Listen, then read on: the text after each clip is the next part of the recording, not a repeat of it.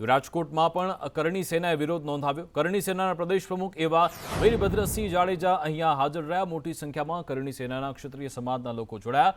પુરુષોત્તમ રૂપાલાએ માફી માંગ્યા બાદ પણ અત્યારે રોષ જોવા મળી રહ્યો છે।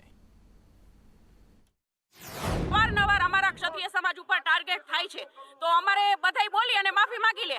હું પણ મારે એવું બોલવું ન જોઈએ, પણ અમારો આક્રોશ એટલો બધો છે કે કોઈ પણ સમાજને હું પૂછવા માંગુ છું કે તમારા બેનો દીકરીઓ વિશે કદાચ આવી ટિપ્પણી થઈ હોત તો તમે આની એક્શન શું લે? રૂપાલા સાહેબને બે ઝાપટ મારી લઉં ને એટલો મારા ઉપર આક્રોશ છે, પણ મારા ભાઈ છે, વડીલ છે, હું પણ બીજેપી પક્ષમાં જ છું।